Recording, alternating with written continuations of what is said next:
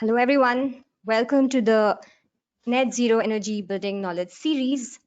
This is a platform for industry professionals to share their products, technology, expertise, and ideas to fuel the discussions on net zero energy buildings, energy efficiency, and green buildings.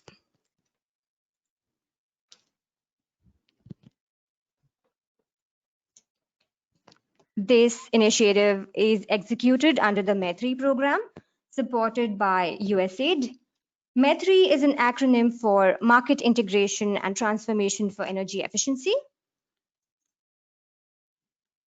METRI supports three main program areas, which are energy efficiency in buildings. That's where our focus on net zero energy buildings comes in. Then there's sustainable cooling and training and consumer engagement. The program works in partnership with several organizations to implement various initiatives. The market transformation approach includes creating business opportunities for the private sector, the scale-up of potential initiatives, enabling policies, as well as providing training for NZEBs.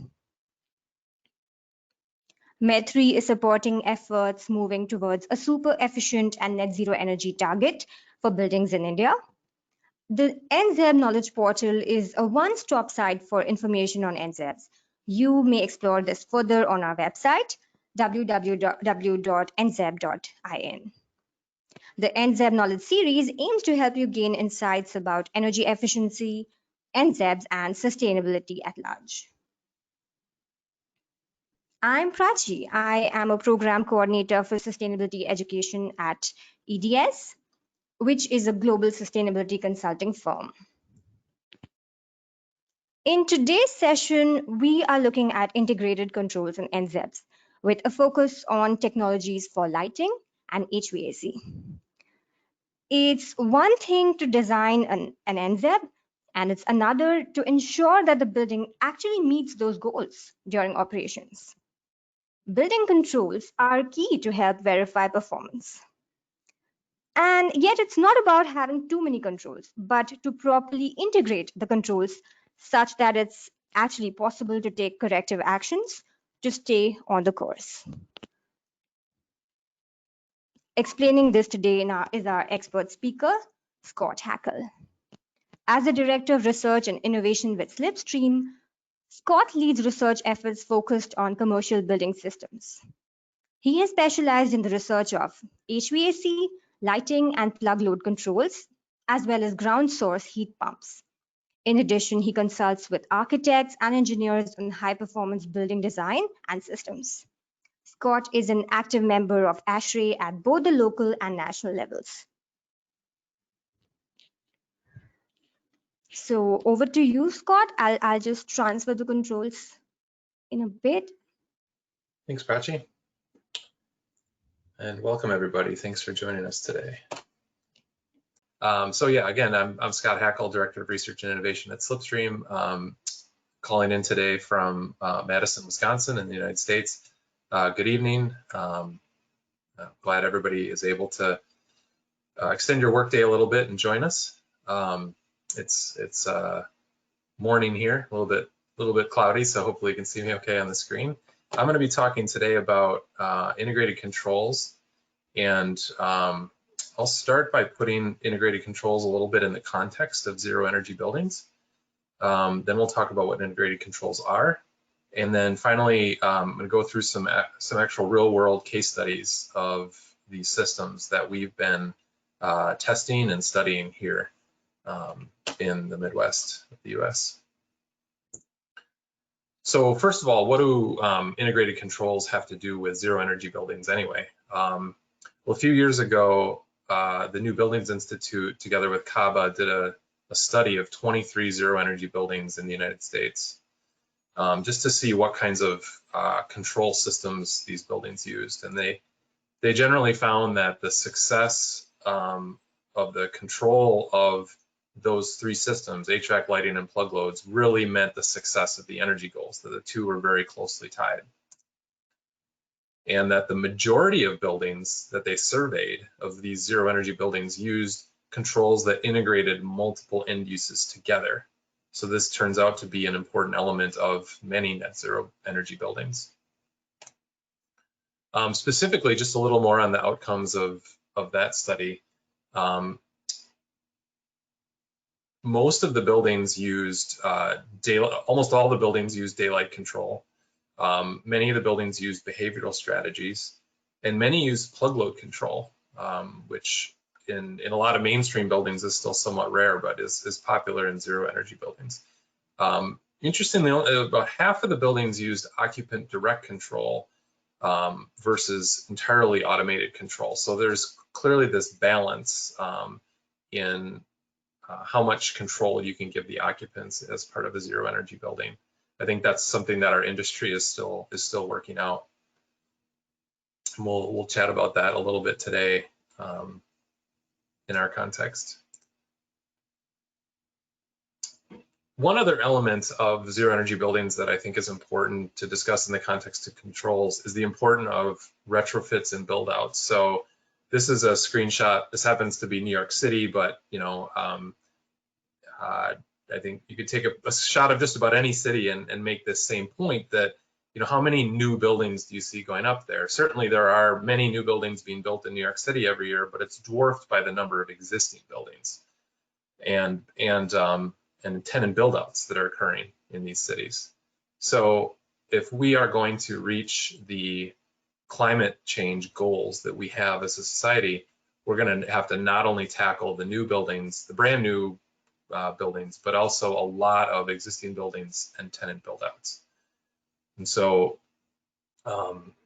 one thing Slipstream has been focusing on is new technologies, new approaches to conducting those retrofits. How can we get people to do deeper retrofit work, but still at a cost-effective, in a cost-effective way, so that these retrofits can scale?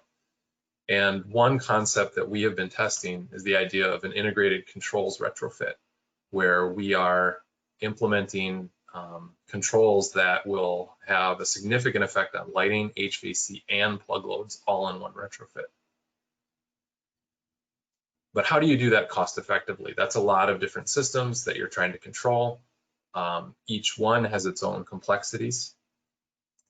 We decided one strategy that we were going to try was to piggyback on traditional lighting retrofits. So traditional lighting retrofit will go in and as the picture is sort of symbolizing, it's common now to replace the fluorescent tubes in a building with LED tubes. Or maybe if I'm spending a little bit more money, I'm going to take out the whole fixture and put in an entire LED fixture.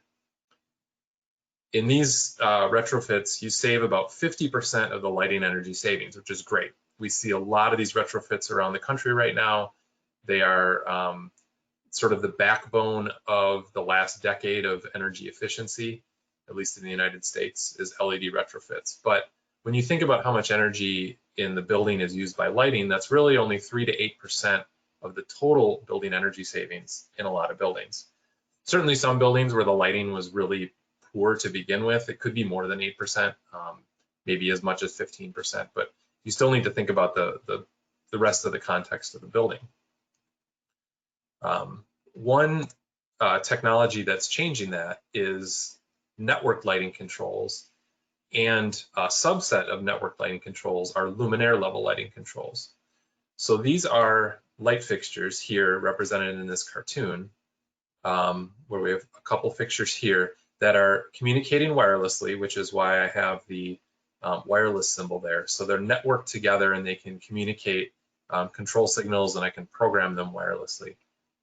And the luminaire level lighting control designation means that the luminaires themselves have both a photo sensor and an occupancy sensor on board the fixture. And this is a picture of what one actually looks like out of the box. So this is a 2x2 troffer. We see the light source here in the middle, and actually off to the right here, these two little circles, the slightly larger gray circle is the occupancy sensor, and the tiny little pinpoint dark circle is the photo sensor. And this allows me out of the box to just swap in a new LED fixture, and I automatically get communication to all the other fixtures, photo control and occupancy control, with a fairly quick startup. And this becomes a much more deep saving energy retrofit than just that LED that I described a moment ago. Now, what we wanted to test was, can we go beyond this? Can we begin to control other building systems? As long as we now have this occupancy sensor network where throughout my entire building, in multiple places in every room, basically every few feet throughout the entire building, I have an occupancy sensor, and I can get a sense for where people are in the building and even how many people are in a given room based on how many of the light fixtures see people moving underneath them. And so we're testing this concept of connecting to the HVAC terminal units, as well as connecting to some of the plug loads in the building. Of course, not necessarily all the plug loads. We need to, and I'll talk a little bit about that as the conversation goes on today, that we need to be careful about which plug loads we are controlling to maintain occupant satisfaction. But we can begin to control a lot of things in this building just based on that very granular occupancy sensor network. And now our models are suggesting we could save 15 to 32% of the total building energy savings. But our project still looks very much like a lighting retrofit, where we're simply, the main hardware in the project is swapping out the light fixtures. Of course, there's some plug load equipment and a little bit of wiring for HVAC, which I'll talk about, but it's fairly minimal. The bulk of the hardware in the project is still just swapping out light fixtures. And this is what we're calling an integrated controls approach. So there's a variety of ways that these approaches save energy. I mean, to start, we have our energy efficient LED lighting, so we still have that, but we've now added 4 elements of lighting control. I've talked about daylighting and occupancy control, but we also have task tuning, which is taking the entire LED system and tuning it up or down to not in response to daylight, but always in response to the amount of light that's needed for a given task. So for example, it's not uncommon with the brightness of LEDs, it's not uncommon in an office retrofit to see, once I swap out every fixture for an LED, to see 50% more light than I actually need to do the task of office work, especially in a modern office where a lot of the tasks are based on the computer using a screen. Light levels can be lower. So I basically just tune down all of the LED lighting, and that saves an additional 20 or 30% just on the lighting. I can also begin to do personal tuning, which is workstation by workstation, or maybe just room by room. I'm doing some additional tuning based on the specific types of tasks people are doing in those spaces. And we generally find that this saves more additional energy than it costs you. There are certainly some rooms where people want it a little brighter, but for the most part, you can save additional energy. And this is still, now I'm still just on the lighting component of the retrofit. Again, we can add in plug load controls, and in this case, we're controlling each individual receptacle in a room, and we're doing so wirelessly. So there's a wireless transmitter from the lighting system to individual wireless receptacle controls. And so I'm generally going to put one of these controls in every workstation, so I can plug in monitors, task lights, printers, fans, space heaters into that controlled outlet. And that way, when nobody's in the area, I can turn all that stuff off. And then I can also put plug load controls in some of the common areas. So I'll get to some examples of what I mean by common areas later, actually, but basically not in people's workstations.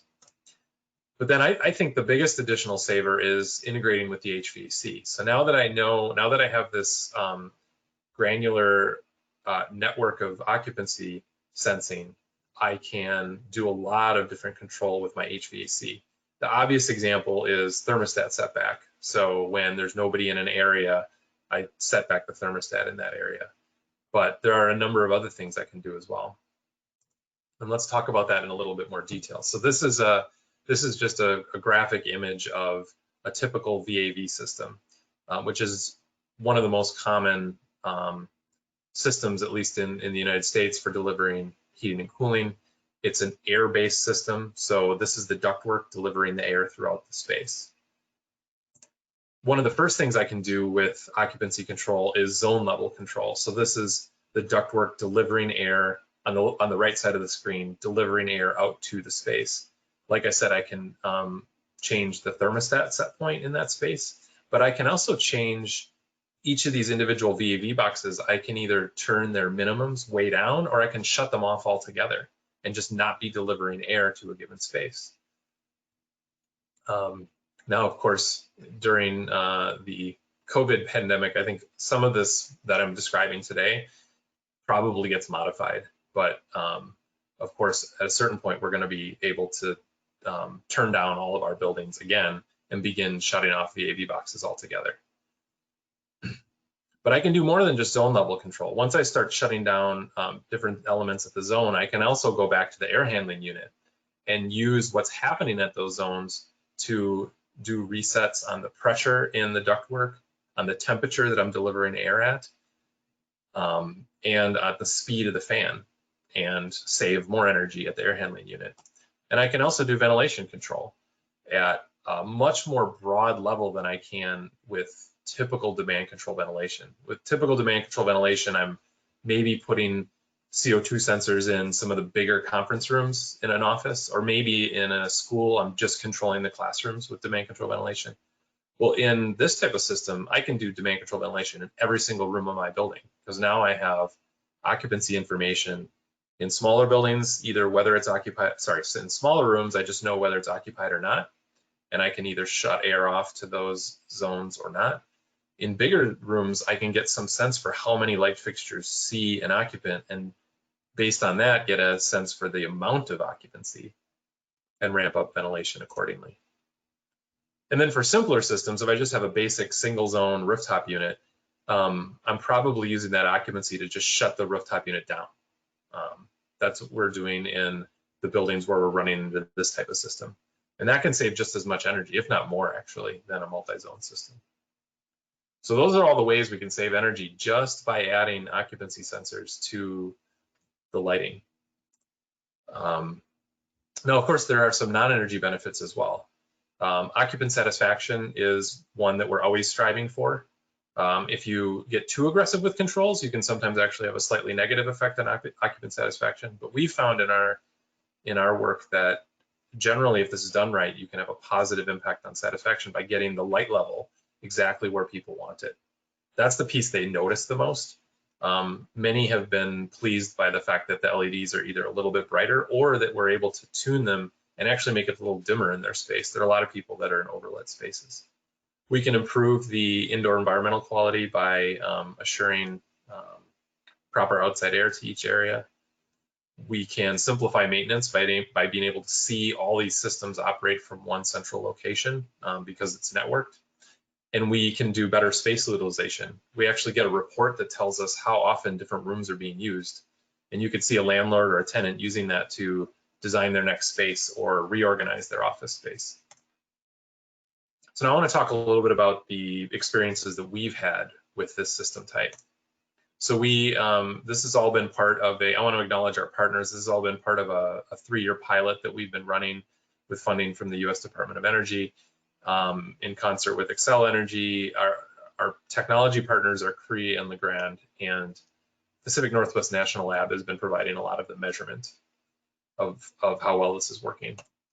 So we've implemented this in 5 buildings that we're studying heavily. It's being implemented in others, but 5 buildings that we're really studying closely. One is a truck facility. So this is the sort of meeting room, training room, cafeteria, multi-purpose room of this trucking facility, where there are sometimes a lot of people, but often there are very few people when the trucks are out on the road. So it's a great application. We're implementing it in a clinic where, again, you have generally a lot going on throughout the day, but different rooms being used different ways. So another good application for occupancy control. In a typical office, and here you can see on the left an open office area, and on the right there's a row of private offices, and this solution has worked well in both those spaces. This is a clinic and fitness center, so we see here the clinic on the left and then the fitness center on the right, and this is one good example of common area equipment. These exercise machines are often sitting there unused, but the video screens were on. Well, we can shut those video screens off if nobody's in the vicinity with our occupancy control. And then a university building, and this is a mixed use building that has a lot of different elements in it. Here you see just sort of a lounge with some computers, but there's also classrooms, offices, gathering space. So a lot of different things we can do with this space. And then just a couple, so those are all pre-retrofit shots, and just a couple of post-retrofit shots, you get a sense for the light fixtures. A lot of the work that we're doing is these typical 2x4 or 2x2 ceiling troughers, and we swap them out for a nice direct indirect bright LED light that gives the space a pretty nice feel. And for the most part, all the occupants notice is just that the light is a little better quality. They don't really notice other than that. At the university, they actually chose, oh, this turned out a little bright, but they actually chose some nice architectural fixtures here. You can see to not only improve the light level, but also add a bit of a more modern touch to the space. And even these, highly architecturalized fixtures are able to incorporate the occupancy sensor and photo sensor. It's such a small little package, and I think it looks quite nice. So there's a couple of post retrofit shots. And then, so that's the lighting side. Of course, we also are in the mechanical room. We need to impact the HVAC system. So in a lot of cases, we're looking at these big air handling units and controlling those. And then in other cases, we're up on the roof looking at individual single zone air conditioners or rooftop units. And we can control all these things as long as they have some type of open protocol that allows for communication with the lighting system. So that's an important element. And I'll talk about that in a little more detail in a minute. But it is important that we determine that the HVAC system can communicate in an open way with the outside. There are still some proprietary systems that are not able to do this. So an important consideration. So those are a few examples that I'm basing a lot of my experience on with this retrofit type. And now I'll talk a little bit about the best practices that we've taken away from those experiences. So one of the first things that we identified was that this type of project involves a few more people, or at least a few more roles than a typical lighting retrofit. So we still have our core contractors that are required, an electrical contractor, of course, to install the new lighting system and get the controls set up and start them up. But we also definitely need an HVAC control contractor now, because we need somebody who can accept those occupancy signals on the HVAC side and program the HVAC accordingly. So sometimes this is just a standard mechanical contractor. Once in a while, it's a controls specialist. But in any sense, it's a controls contractor. Now, those two roles form the core of the project team. Depending on the nature of the project, we need additional staff to fill additional roles. We do need somebody, so starting over here on the left, we do need somebody who's a lighting professional to help us understand how exactly the lighting system gets designed. And ideally, this is a very simple design. It's a one-for-one retrofit. I don't want to do a lot of rearranging of where the fixtures are, which I'll talk about in a moment. And so it's possible that that lighting professional actually works for the electrical contractor and that they're one and the same. But that kind of depends on the sophistication of the contractor, whether they're able to deal with design documents or not. We also need somebody to fill the role of integration manager, because at a certain point, these three elements, lighting, HVAC, and plug loads, need to communicate, and we need to make sure that that's working properly. And somebody just needs to fill the role of coordinating those three elements and making sure that the those in charge of each of the three systems are talking and are solving problems. Again, the integration manager might not be a whole new person. It could be, that role could be filled by somebody from the electrical contractor. It could be filled by the project owner if they're sophisticated enough to take that on. It could be filled by the HVAC control contractor. A lot of controls contractors are getting into more multi-system integration. Or it could be filled by a sustainability coordinator or energy manager who's really focused on just saving energy, if you have a consultant like that on your project. And then finally, you need somebody to commission the system. And again, this is a role that you need to make sure you designate, but it could come from one of these two core firms. So in the most sophisticated, complex version of this system, you actually have 6 different people in these 6 roles that I'm showing here, including the project owner at the top, overseeing it all. But it's also possible to do a very simple version of this where everything is done by the electrical contractor and the HVAC control contractor. Just depends how sophisticated they are. So now I'll move through sort of the stages of these projects. So I talked a little bit about planning. The most important element in planning is determining the roles that people are going to fill in the project. Next is design, and then I'll talk about construction and commissioning. Design, again, I would say you want to keep it as simple as possible, because this should be, in order to make it cost effective, this should feel like a lighting retrofit. And some lighting retrofits actually don't have any design work at all. We would recommend some bare minimum amount of design. Again, if you can get the electrical contractor to do the design, or possibly the lighting sales rep who's selling the fixtures, they'll do some design work from time to time. Basically what it is identifying what fixture type you're going to put in each space. And again, I really want to emphasize 1-for-1 replacement makes these systems most cost effective. I don't need to change the ceiling. I don't need to figure out my layout and do design work around layout. I just swap fixtures in and out. Oh, and I don't need to rewire the system if I do 1-for-1. But the design also needs to consider a little bit about zones. So you see here the letters. I've got 2 zones in this room, one zone A and one zone B, and that takes a little bit of forethought. Given that each individual fixture has its own communications and controls, I can zone these however I want. I could have divided this room up into 6 zones because I have 6 fixtures. That's a little bit overkill, so we went with 2 zones for this room. But we have ultimate flexibility here. And one of the main goals of this small design step is just to identify where those zones are. A second piece of the design step is plug load locations. So, and you might notice here in both of these drawings, I'm not even creating new drawings for the space. I'm just overlaying these new symbols on an old set of drawings.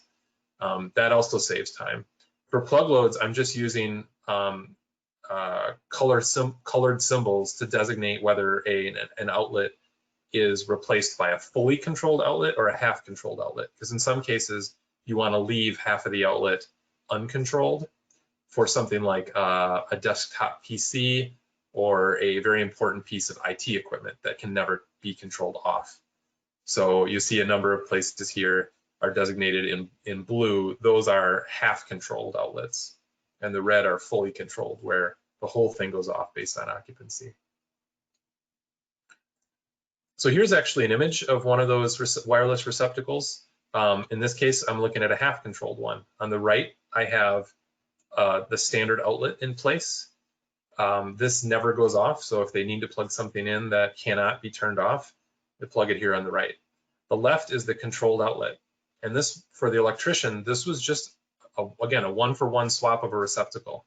Took them a few minutes to do. And there's a wireless communicator inside this outlet that communicates with the system. I can control workstations, as I already talked about. I can control furniture feeds. So if I have a cubicle system where the wires are being fed into the cubicle from up above, and often cubicles have 2 or 3 circuits being fed to them, I could just pick 1 or 2 of those circuits and just control the whole thing. And with one plug load controller, control a whole bank of cubicles. I can control printers and copiers because those don't need to be on when nobody's around. Computer labs, especially if I have separate monitors, those can all be, the standby power can be eliminated. Kitchen equipment, laptops. I don't, obviously you don't want to control desktop PCs. Luckily, there's fewer and fewer desktop PCs in the world. Fitness equipment, as I talked about already. So one of the jobs of the designer is to do a survey of the building, and the owner can usually help with this, and just identify where this equipment is. It doesn't make sense to control every outlet in the building. Let's just control where this equipment is. And then finally, the HVAC design. So HVAC design, really, it's not, there's no drawings that need to be done for HVAC. It's all about control sequences. And we really like ASHRAE Guideline 36 for control sequences. This is a set of standard sequences that ASHRAE has developed as optimal sequences that they're hoping will be adopted across the industry, so that we don't need to worry about individual controls contractors sort of designing their own sequence and often doing so suboptimally. So now there's this optimal set of sequences that's already written, and we can just plug it in. Now, of course, given that this is a retrofit, the key piece of design is to identify which pieces of Guideline 36 fit with the equipment that you have in your building. Do you have VAV boxes? Do you have boilers? Do you have rooftop units? What do you have? And you need to match up the elements of Guideline 36 that are important. And that does take a little bit of design work. But for the most part, we were not writing these sequences from scratch. And then one piece that pulls all of this together is what we've come to call a controls matrix, but it's just a table, it's a spreadsheet, where I'm laying out what my zones are in the space, and then how they're going to be controlled. So these are things like, is it manual control of the light switch? Is it vacancy control? What's the sensitivity of my occupancy sensor? How many minutes does the system stay on after there's no occupancy anymore, and so forth. This includes identifying for each one of these zones which HVAC zone it's on, which HVAC zone it corresponds to. And I'll talk about that in a moment. One final element of this that's really important is light level. As I mentioned before, one of the biggest ways we can save energy with this type of system is through tuning the light level to just the right level. And what we want to do is in advance, we want to identify what that level is, so that we can, once we get into this, once the commissioning agent gets into the space, they can tune the light level to just that level. Whether it's, and here I'm showing illuminance on this table in a measure of foot candles, which is the unit we use in the United States. And I'm basing it on the existing foot candle level that we found in the space when we arrived.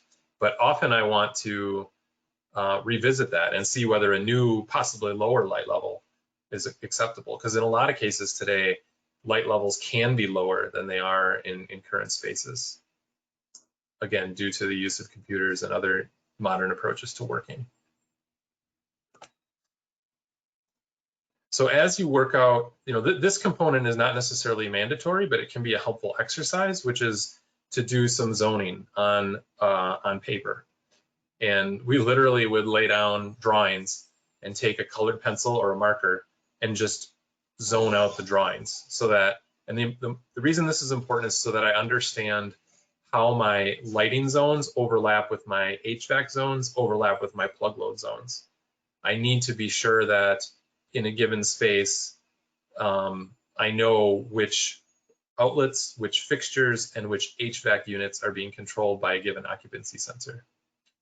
And in a lot of cases in the system, I need to designate one specific zone and use that same zone for occupancy, for lighting, and for HVAC. Now, one nice thing is, for the most part, HVAC systems can take multiple zone inputs and either average them or take the worst case. So in this case, I'm showing the HVAC zones are in this gold color, I'm showing in the middle here one HVAC zone that's actually made up of 3 different lighting zones, the blue, the green, and this pink color. So I can have multiple lighting zones in that HVAC zone, but you notice that none of the lighting zones cross the HVAC zone line, because that would be a little bit confusing if I had some of my fixtures in one HVAC zone and some of my fixtures in another.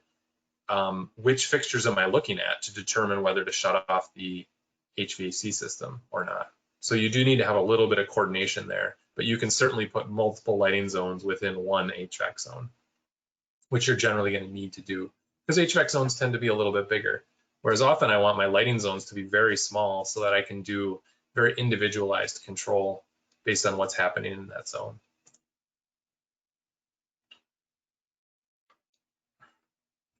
So what are some lessons? So that was sort of our process, and what are some lessons we learned? So as I said, you have to ensure compatibility early. So you want to make sure that that lighting system is going to be able to talk to the plug load controls that you've chosen, as well as the HVAC system that's in the building.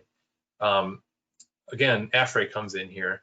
ASHRAE has an open protocol called BACnet that a lot of HVAC equipment is capable of being controlled to. Most of the HVAC equipment that's going in the United States now is BACnet compatible. And so the lighting manufacturers are starting to come around to that and make their systems BACnet compatible. There's a half dozen or so systems like this that are BACnet compatible. And then you can be pretty assured that it's going to work well. If not, you may have to use some other type of custom API to get that control interface to work, but it's still possible to make it work. You want to work with a controls contractor who's familiar with the building on the HVAC side. That really helps, as opposed to somebody who's coming into an HVAC expert who's coming into the building and having to learn about where the equipment is and how it's all controlled. That just costs a little bit more to get them up to speed. And then there are many critical steps in the system integration. So we've actually put together a template checklist. It's not publicly available yet, but sometime in the next few months, on Slipstream's website, there'll be a whole user guide actually on how to do this. And that'll include some checklists. Make sure you hit all these steps that I'm describing.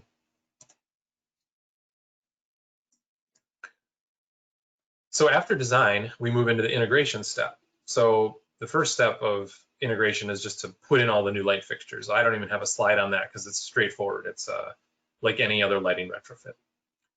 There is some integration work to discuss with the plug loads. Here's a picture actually of the wireless receptacle that Legrand offers. That was the tech partner that we were working with. And then here's the wireless transmitter that we need to use in the ceiling. So this is an additional piece of equipment that we need to wire in at the ceiling to make that wireless communication work. One lesson learned here was to label or color these receptacles so it's very clear to the occupants which ones are controlled or not. So if you end up needing to purchase the same color receptacle that you have elsewhere in the building, for some reason everybody wants all the receptacles to be white, then we would actually make little labels that we would tape onto the ones that were controlled that just say controlled to make it clear. Because these outlets do have a little embossed word controlled on it, but it's really faint and it's all the same color. So one other option is just to buy like orange receptacles. If they're hidden under a desk, that's a good option, because then it's very clear that's something different there. And then there's, jumping around there. Then there's some integration work to be done on the HVAC side. And this is the one spot where we do need to use a wire. At the moment, I think this will change in the future, but at the moment, a BACnet integration between a lighting system and an HVAC system still depends on, so here I'm showing the lighting system on the right in this dotted line, ending with a link device. Most lighting controls, network lighting control systems have a little box of some kind that you attach to the system to allow it to communicate with other things. And then on the left, I have my HVAC system. This is a typical building automation system. Between the two, I do need an Ethernet cable. So I had to plug an Ethernet cable into my lighting system, figure out where that plugs in on the HVAC system, generally any open port. So I just need a little bit of thought as to where these two devices are going to sit, and then how I run that cable. It's really maximum flexibility though. You can run Ethernet cable just about anywhere now. But one really important lesson learned is the day that cable gets plugged in or the day after, plan for a cross-functional troubleshooting discussion, because I now have two fairly sophisticated systems that need to communicate. And generally at each site, at least a couple things didn't quite work right on day one. There were usually some settings that needed to be changed on either the left or the right. And if we don't get everybody together in one troubleshooting discussion, there's just finger pointing. The lighting contractor says, oh, it's on the HVAC side, have them fix it. And the HVAC contractor says the same thing. But we get them together in a room and they're all very nice about it. And they look at it together.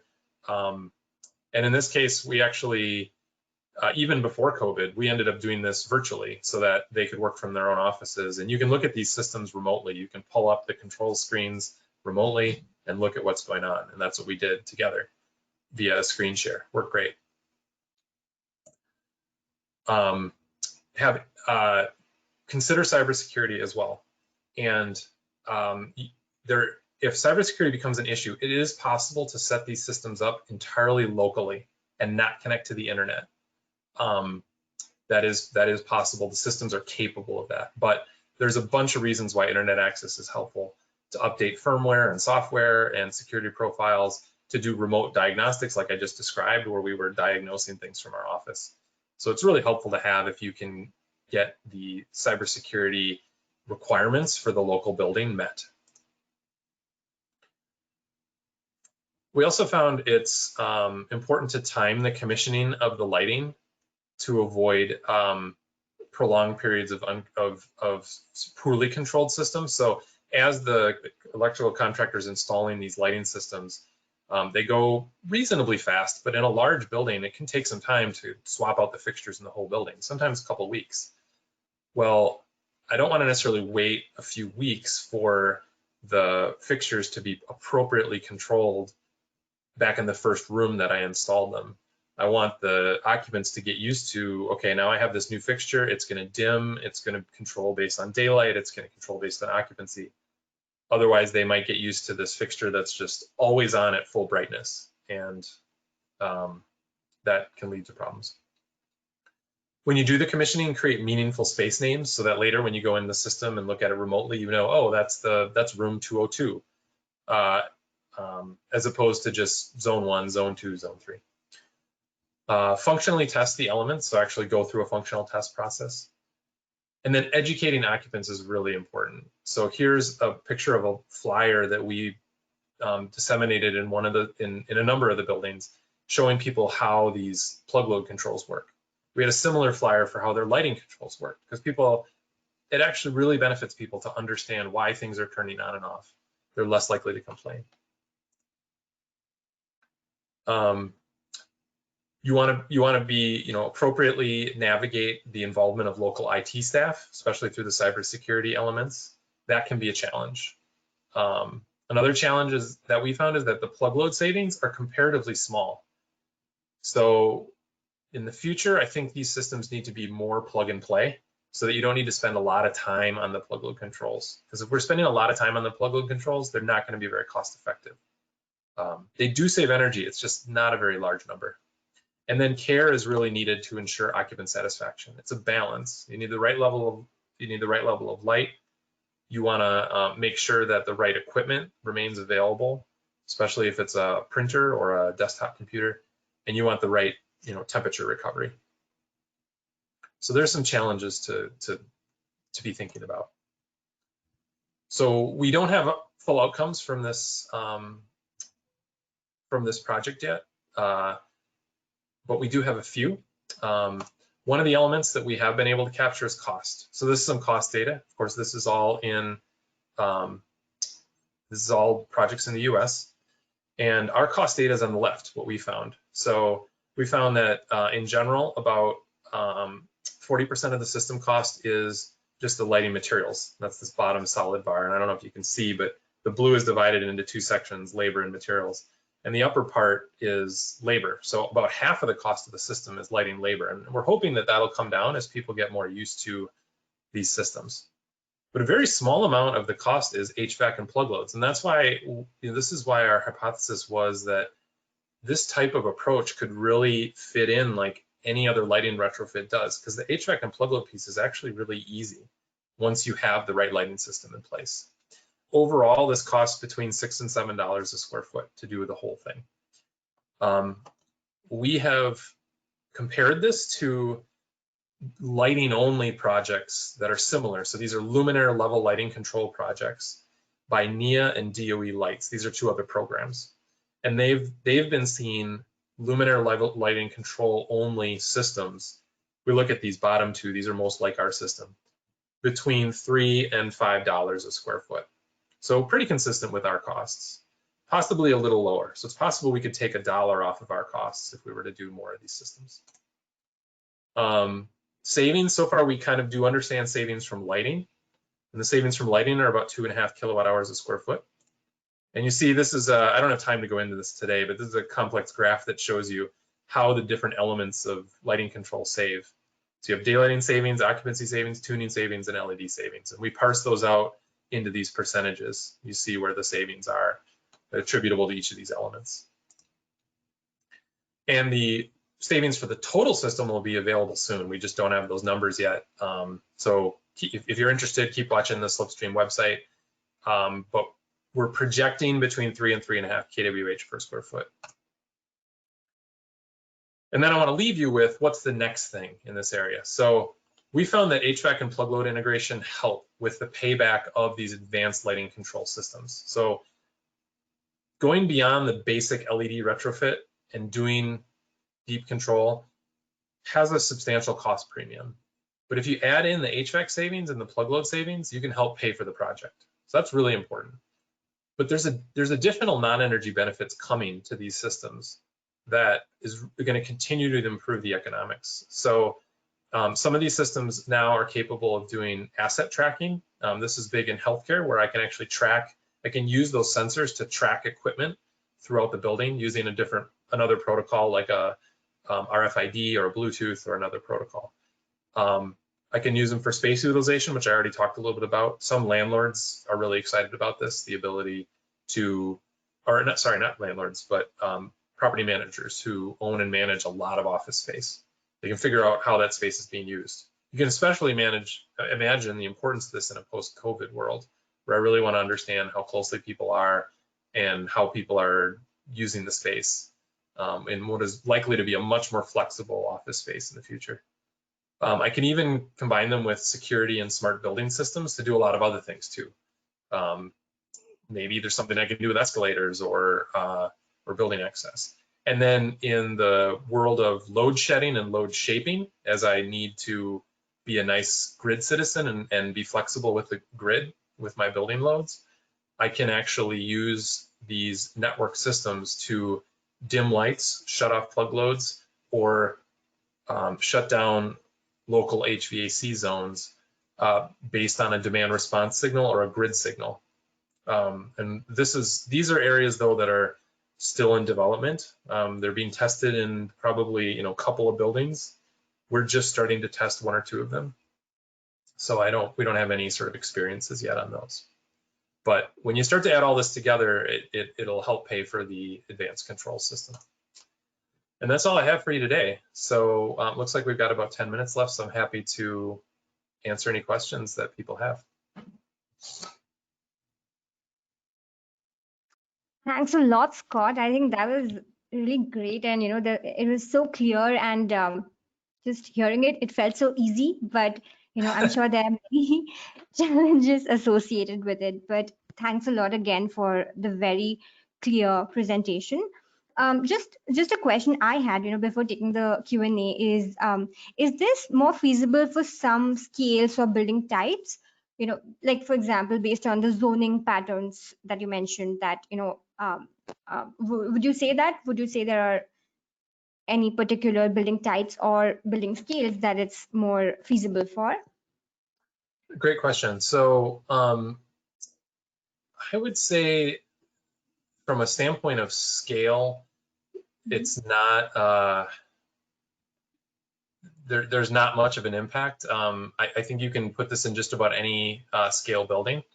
I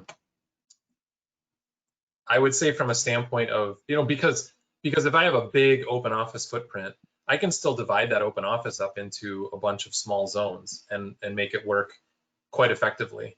Now, if the HVAC zones are too big, so hopefully whoever designed the HVAC system for that building did put in some granular HVAC zones, which they usually do because you have different solar load and different load in different spaces of the building. But if you do have a system where the HVAC zone is massive, if it's a 10,000 square foot of all on one HVAC zone, that could potentially be less energy savings. In terms of building type, I'd say it's anywhere that you have some capability to do HVAC modulation. So one example where it might not be quite as effective is like a hospital, because I can't necessarily control airflow based on occupancy in a hospital. I just need to keep the airflow going. But even like outpatient medical, I mean, you saw we had 2 clinics in our pilot. Those are just outpatient medical clinics. They work great, and nobody had any issue with us when an exam room's not being used. Yeah, let's shut off the HVAC to that exam room. So I think most building types would be fine. Just some critical ones like a hospital might be an issue. Sure. Thanks a lot. I have turned off my camera because I think it's the audio is getting affected a bit. So what I'll do is I'll quickly start reading the questions that are coming in, so we can keep that up.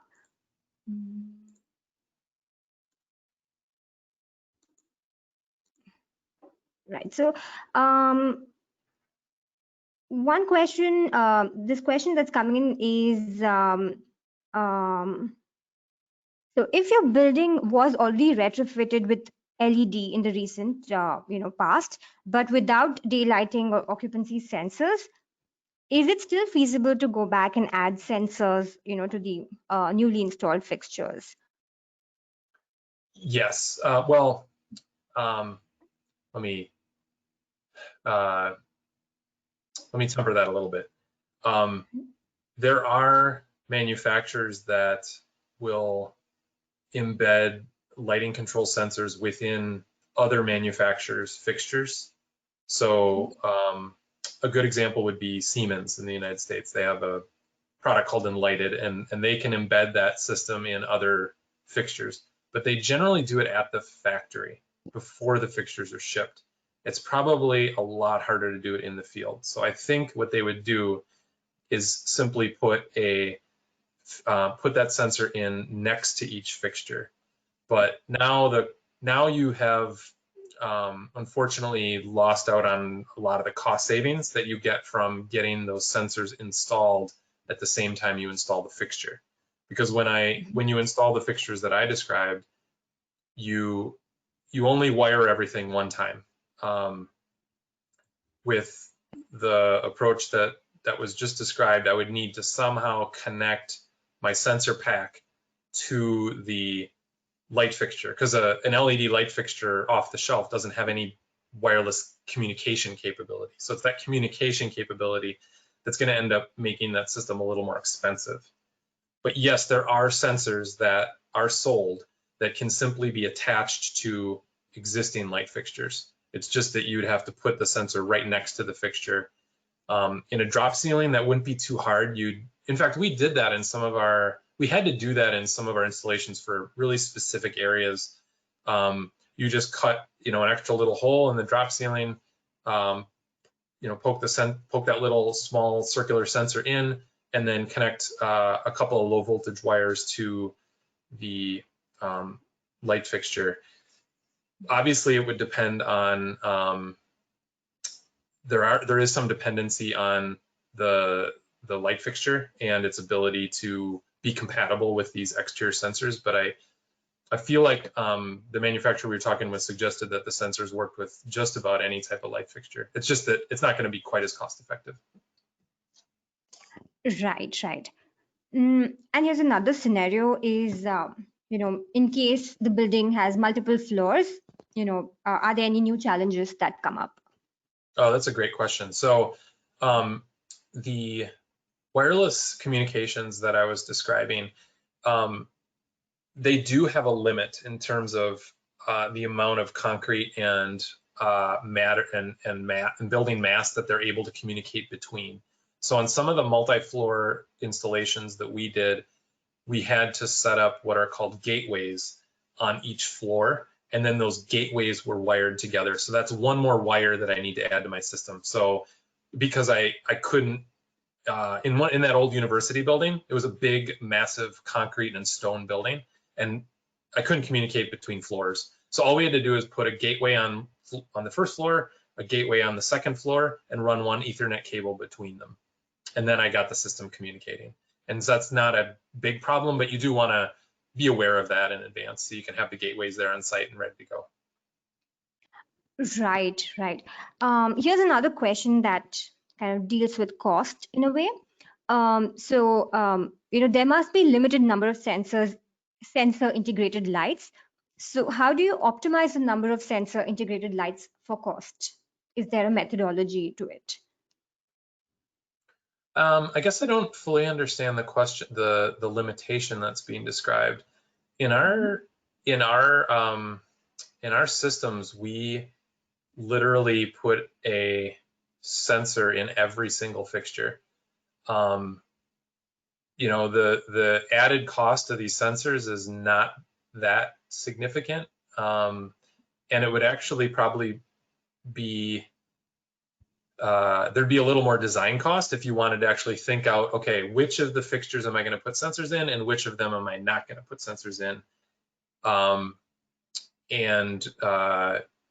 lay that out into design, and then have the contractor sort of pay attention to that. In our case, we were just able to give them a pallet full of all of the same fixture, all with sensors in them, and they just implement them throughout the whole building. I think the reason that's true is that the sensor pack also comes with the communications. So if you want every single light fixture to be able to communicate and turn on and off, Right. so as long as you're putting that communication in, you might as well put the sensor in. Yep. Just going ahead. So this next question is it possible for integration to follow DC microgrid architecture, especially with solar integrated buildings? Oh, great question. So yes, some of these manufacturers are coming out with DC systems. I haven't spent as much time looking at those products, so I don't know. There are like half a dozen in the US manufacturers of the type of system that I just described. I don't know how many of them have a DC system right now, but I know of at least one, and I imagine that there are 2 or 3 and probably more coming. So yes, DC is in the picture, in the product landscape. Right. Here are a couple of questions related to the case studies that you had discussed. So Umang wants to know how many days resulted in 2.5 kilowatt hours per square feet savings from the lighting control systems. So great question. That's an annual number. So that's 365 days. Yeah. Right. And could you briefly explain demand control versus grid control? Maybe just like very briefly. Yeah. So I threw out a few words there: grid flexibility, demand response, etc. In essence, I'm all trying to describe one general concept, which is that in the future, as more solar and wind comes online, at least in the United States, that's the consideration right now, is we have a lot of wind and solar coming online. We'll need to be able to ramp buildings up and down based on the availability of solar and wind. And 2 of the things being looked at substantially are, can I dim lighting a little bit more when grid electricity is expensive or there's a grid constraint? And can I turn back my HVAC systems a little bit?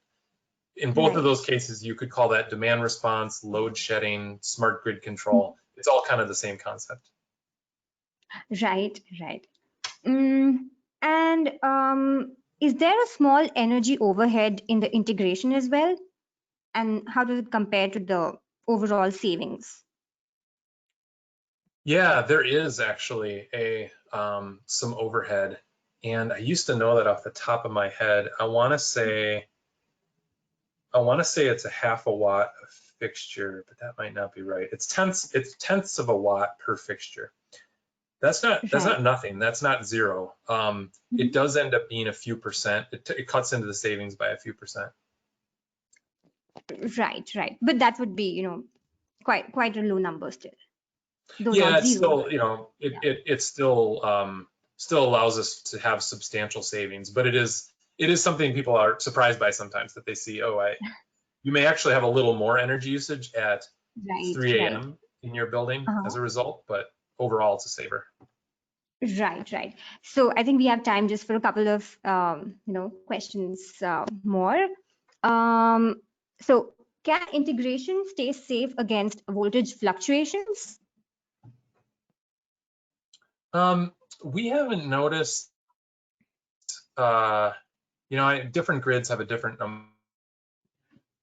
amounts of voltage fluctuation, and I don't know what the sensitivity, I couldn't state the sensitivity in with a number in a quantitative manner, but that never came up in any of the conversations that we were in, and it never was an Right. issue in any of the buildings, in various building types of various customers. So at least on the grid that we're on in the Midwestern United States, it's not even a consideration.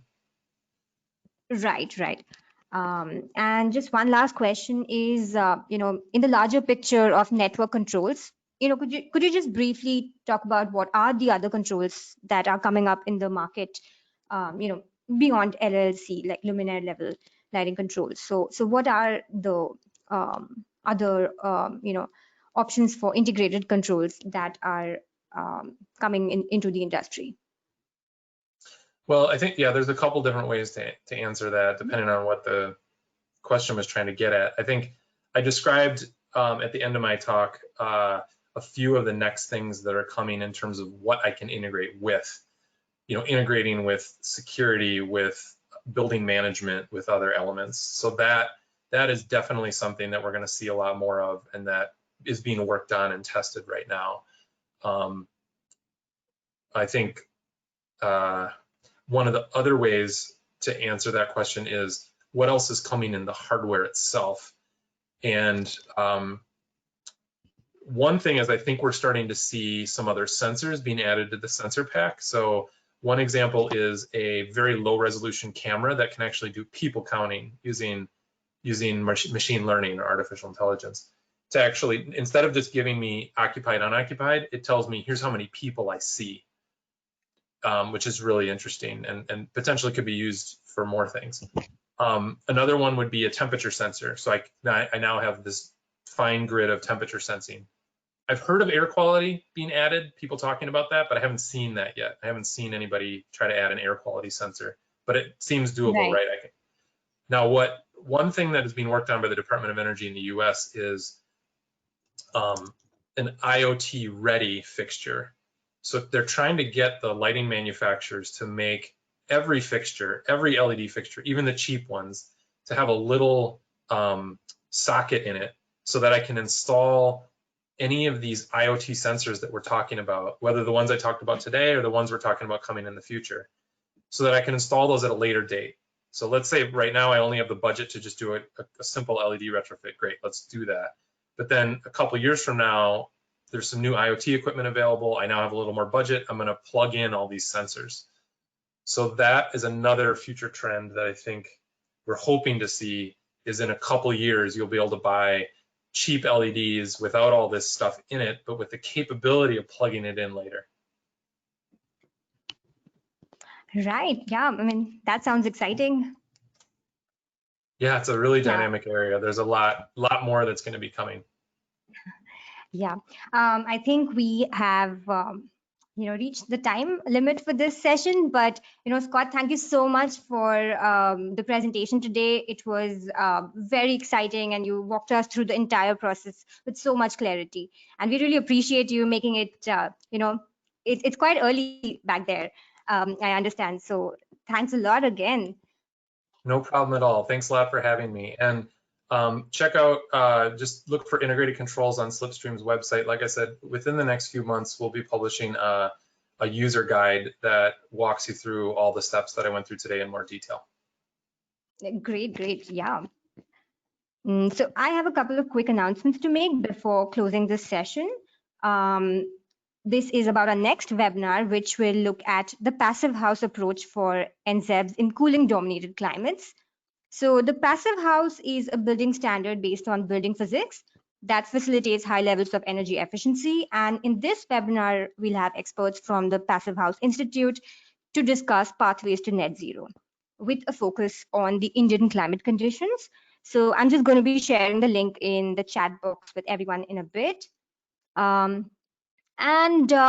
Today's session is going to be up on our YouTube channel very soon, in a couple of days or so. So, be sure to, if you'd like to revisit the presentation or share it with someone who couldn't make it today, please go ahead. And there are also many other sessions that you'll find here, and they cover the entire gamut of design, technology, policy, and skills for designing NZEBs. So I'll just share the links for both of these in the chat box.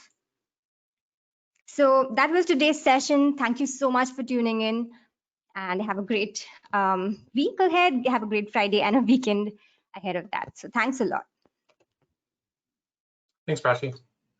Thanks, everybody. Scott. Bye. Bye.